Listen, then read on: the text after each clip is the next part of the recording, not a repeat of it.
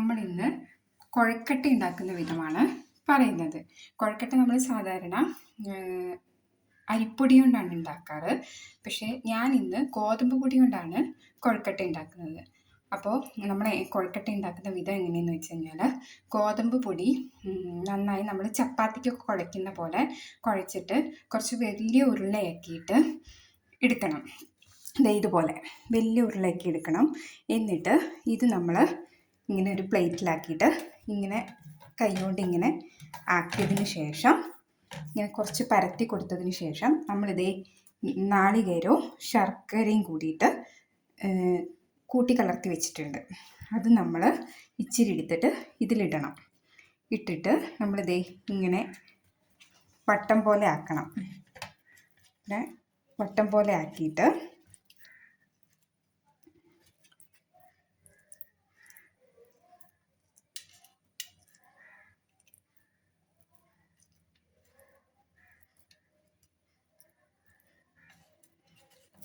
ഇങ്ങനെ ഒന്ന് ചെറുതായിട്ട് ഉരുട്ടി കൊടുക്കണം. ഉരുട്ടി കൊടുത്തിട്ട് നമുക്ക് ഇങ്ങനെ ഇഡ്ഡലി കുക്കറിൽ വെച്ച് കൊടുത്താൽ മതി. അതുപോലെ തന്നെ അടുത്തതെടുക്കുക, ഇതുപോലെ ഇങ്ങനെ പരത്തുക. എന്നിട്ട് നമ്മളിതേപോലെ ലേശം ഇതെടുക്കുക, കുഴച്ച് വെച്ചതെടുക്കുക. ഇതിലേക്ക് വെച്ച് കൊടുക്കുക. എന്നിട്ട് ഇത് നമ്മൾ വട്ടത്തിലിങ്ങനെ ആക്കി കൊടുക്കുക.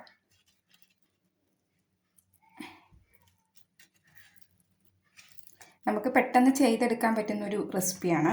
നമ്മൾ സാധാരണ അരിപ്പൊടി കൊണ്ടാണ് ഇങ്ങനെ ഉണ്ടാക്കല്. അരിപ്പൊടി കൊണ്ട് കൊഴക്കട്ട, ശനി എന്നൊക്കെ പറഞ്ഞിട്ട് ആൾക്കാർ കൊഴക്കട്ട ഉണ്ടാക്കുമല്ലോ. അത് നമ്മൾ അരിപ്പൊടി കൊണ്ടാണ് ഉണ്ടാക്കുന്നത്.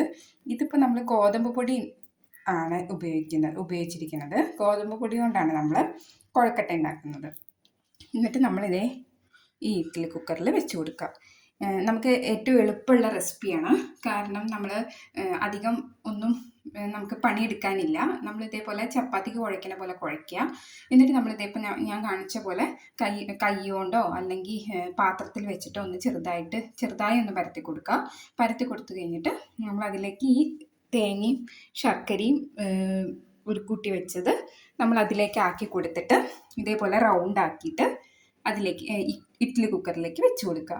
എന്നിട്ടൊന്ന് ആവി കയറ്റുക. ഒരു 10 മിനിറ്റ് ആവി കയറ്റി കഴിഞ്ഞാൽ നമ്മുടെ കൊഴക്കട്ട റെഡിയാവും. ഓക്കെ, വീഡിയോ ഇഷ്ടമായിച്ചാൽ ലൈക്ക്, ഷെയർ, കമൻറ്റ് ചെയ്യാൻ മറക്കരുത്. കൊഴക്കട്ട ആണ് ഞാൻ ഇന്ന് ഉണ്ടാക്കിയ റെസിപ്പി.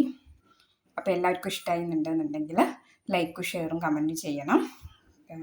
ഓക്കെ, അടുത്ത വീഡിയോ ആയി ഞാൻ അടുത്ത ദിവസം വരുന്നതാണ്. Okay, thank you.